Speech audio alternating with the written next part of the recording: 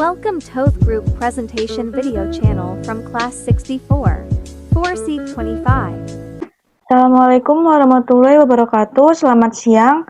Yang terhormat pada Bapak Andi Sanmasri Bangun, MM, sebagai dosen pengampu mata kuliah Manajemen Bisnis dan Operasional, dan teman-teman yang kami banggakan.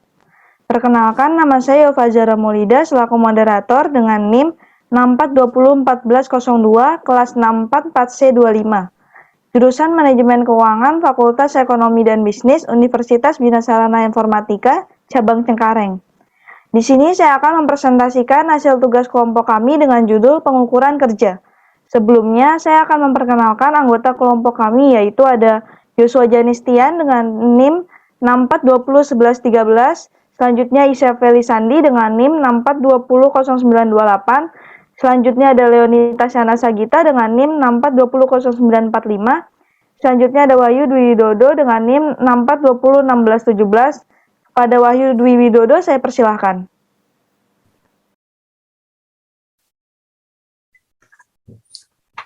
Pengukuran kerja atau work measurement adalah tindakan pengukuran yang dilakukan terhadap berbagai aktivitas dalam rantai nilai yang ada pada suatu perusahaan. Maksudnya yaitu indikator dari berbagai aktivitas dalam rantai nilai yang ada di suatu perusahaan. Hasil pengukuran kemudian digunakan sebagai umpan balik untuk memberikan informasi tentang kinerja, implementasi, rencana, dan titik-titik di mana organisasi perlu mengordinasikan kegiatan perencanaan dan manajemen. Kedua, ada tujuan pengukuran kerja, yaitu untuk meningkatkan motivasi karyawan dalam memberikan kontribusi kepada organisasi. Metode pengukuran kerja. Metode pengukuran kerja secara langsung yaitu pertama, metode direct stopwatch atau STEM studi merupakan teknik pengukuran kerja dengan menggunakan stopwatch sebagai alat pengukur waktu yang ditunjukkan dalam penyelesaian suatu aktivitas yang diamati atau actual time.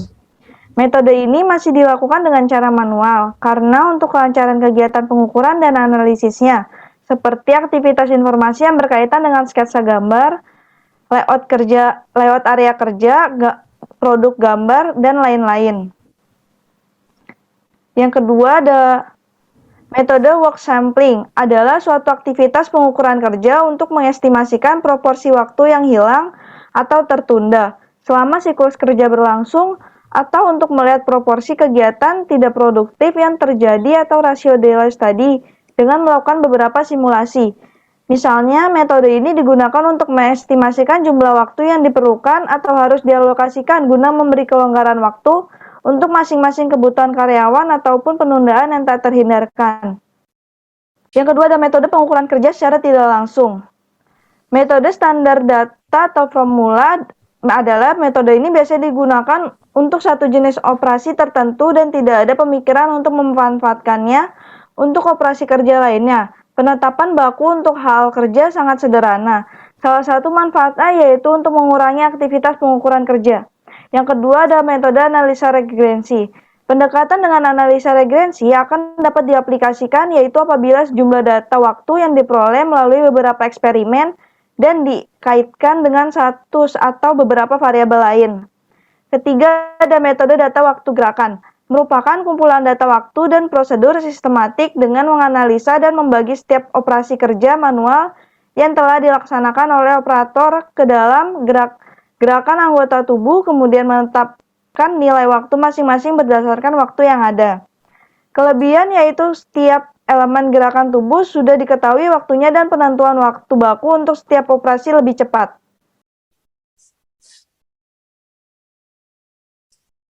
Teknik pengukuran kerja dapat digunakan sebagai berikut. Yang pertama, mengevaluasi prestasi kerja. Hal ini dilakukan dengan membandingkan keluaran aktual dalam suatu periode waktu dengan keluaran standar yang ditentukan dari pengukuran kerja. Yang kedua, merencanakan kebutuhan tenaga kerja. Teknik ini dapat digunakan untuk menentukan berapa banyak masukan tenaga kerja yang diperlukan di masa yang akan datang. Yang ketiga, membentuk insentif upah. Dengan insentif upah, para pekerja menerima lebih banyak untuk keluaran yang lebih banyak. Standar pekerja.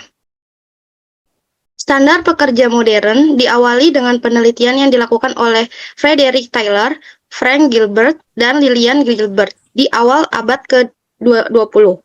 Usaha tersebut berlanjut hingga saat ini. Usaha ini dilakukan orang-orang ketika mereka melakukan penelitian untuk meningkatkan metode kerja dan memahami usaha manusia.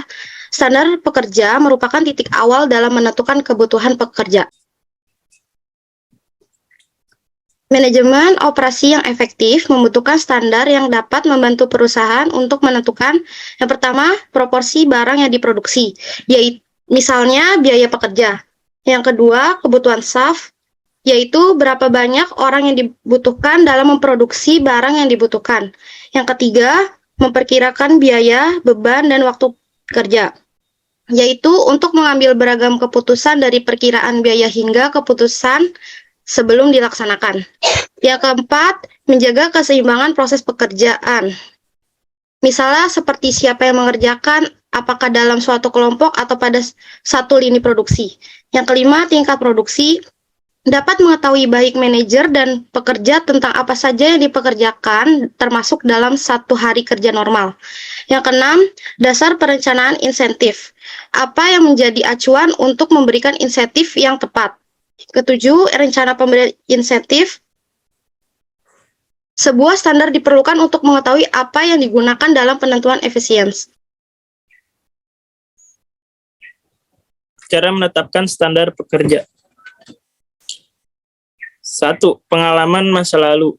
Standar pekerja dapat diperkirakan berdasarkan pengalaman masa lalu. Standar masa lalu ini biasanya didapatkan dari kartu waktu pekerja atau dari data produksi. Cara ini memiliki kelebihan karena relatif mudah dan murah. Namun kelemahannya, standar ini tidak objektif sehingga penggunaan teknik ini tidak dianjurkan. 2. Studi waktu. Pengambilan waktu dengan menggunakan stopwatch atau studi waktu pada awalnya dikenalkan oleh Frederick W. Taylor di tahun 1881 masih menjadi metode yang paling banyak digunakan hingga sekarang. Studi waktu merupakan pencatatan waktu dari sampel kinerja pekerja dan menggunakannya sebagai dasar untuk menetapkan waktu standar.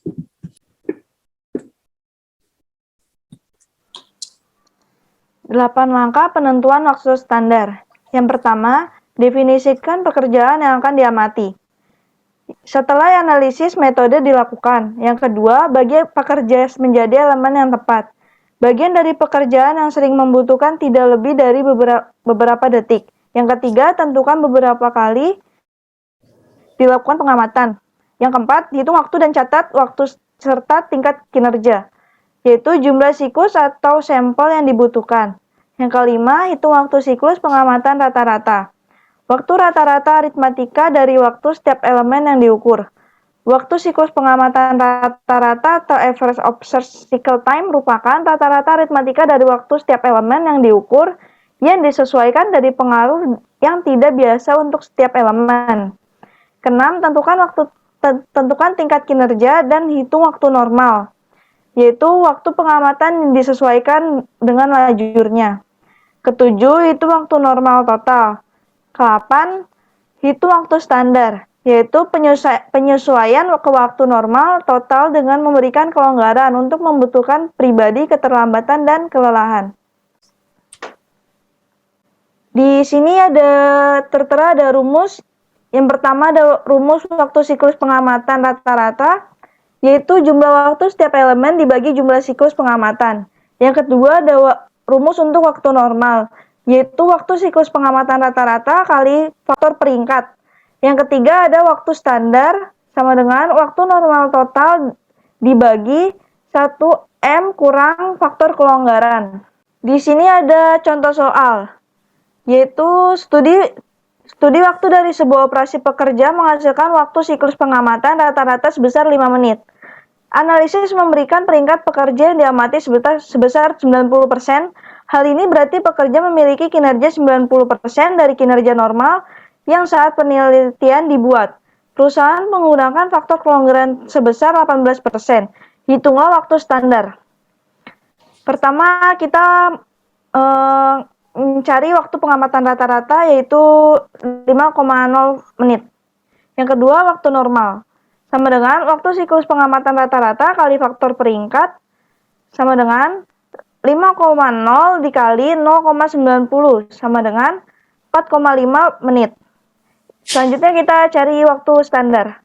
Waktu normal dibagi 1 M dikurang faktor kelonggaran sama dengan 4,5 dibagi 1 kurang 0,8 sama dengan 4,5 dibagi 0,82, yaitu kita mendapatkan waktu standarnya sebesar 5,4 per menit.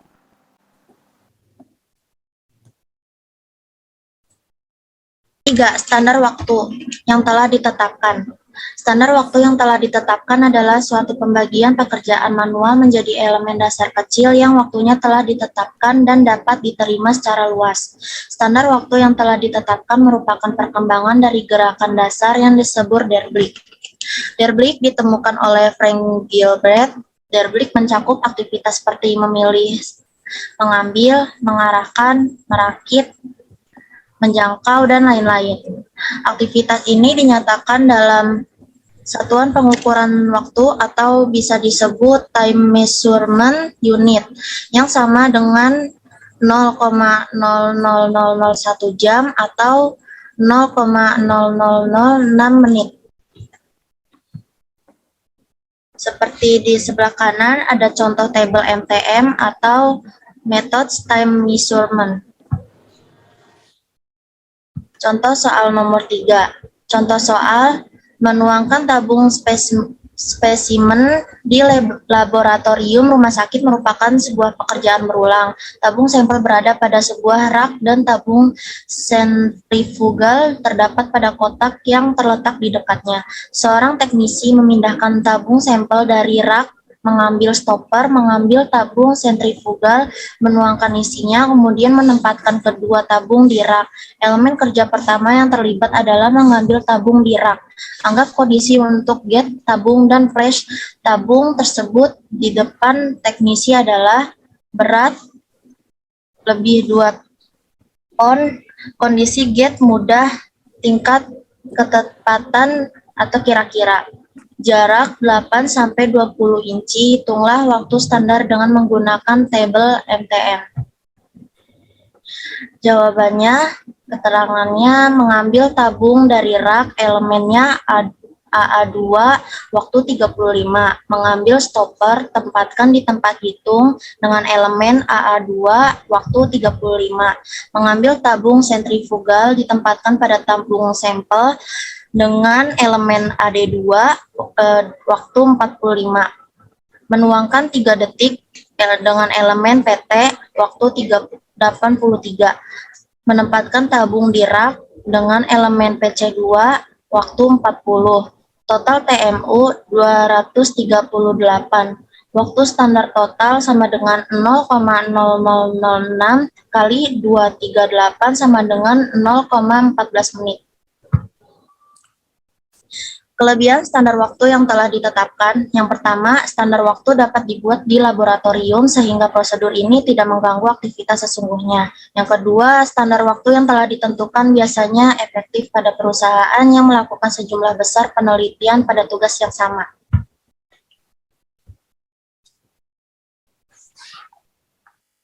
Pengambilan sampel kerja atau work sampling. Metode keempat untuk menentukan standar produksi atau pekerja adalah pengambilan sampel kerja, yang dikembangkan di Inggris oleh L. Tippett di tahun 1930. Pengambilan sampel kerja adalah sebuah perkiraan dengan menggunakan sampel, persentase waktu yang dihabiskan pekerja pada beragam pekerjaan. Jika pengambilan sampel kerja ini dilakukan untuk menetapkan kelonggaran keterlambatan, metode ini sering disebut sebagai penelitian rasio keterlambatan atau ratio delay study. Fokus pada pengambilan sampel kerja adalah untuk menentukan bagaimana pekerja mengalokasikan waktu mereka di antara beragam aktivitas yang dilakukannya. Hal ini dapat dicapai dengan menetapkan persentase waktu yang dihabiskan oleh pekerja pada aktivitas yang ada daripada sejumlah waktu tertentu yang dihabiskan untuk tugas tertentu. Kerja dibandingkan metode studi waktu. Next. Iya. kerja di metode studi waktu ini memiliki kelebihan, yaitu lebih murah karena hanya diperlukan seorang pengamat yang dapat mengamati beberapa pekerja secara bersamaan. Lalu kelebihan lainnya adalah pengamat tidak membutuhkan pelatihan yang khusus dan tidak diperlukan peralatan pengukur waktu yang khusus. Tapi di samping itu juga memiliki kekurangan, yaitu tidak membagi elemen kerja selengkap studi waktu dan juga pengambilan sampel kerja cenderung kurang akurat.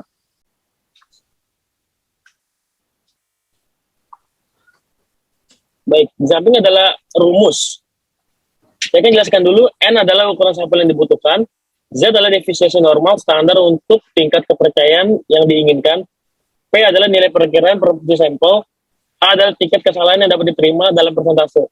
Rumusnya adalah N sama dengan Z kuadrat, P dalam kurung 1 kurang P per B kuadrat, per H kuadrat.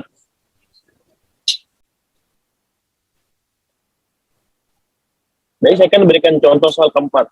Contoh soal.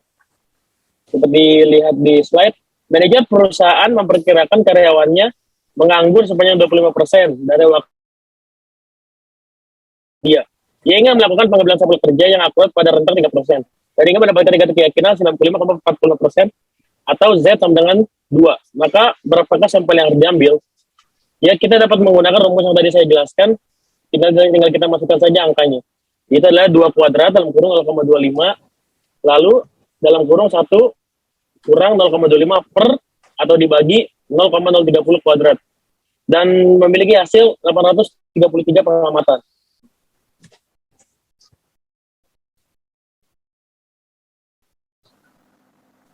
Kesimpulan. Pengukuran kerja adalah tindakan pengukuran yang dilakukan terhadap berbagai aktivitas dalam rantai nilai yang ada pada suatu perusahaan. Tujuan pengukuran kerja yaitu untuk meningkatkan motivasi karyawan dalam memberikan kontribusi pada organisasi.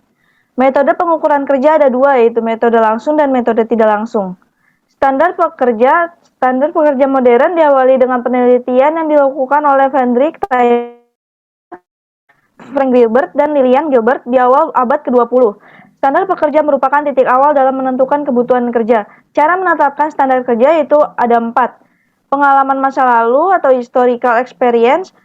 Kedua ada studi waktu atau time studies. Ketiga ada standar waktu yang telah ditentukan atau predetermined time standard. Selanjutnya yang keempat ada pengambilan sampel kerja atau work sampling.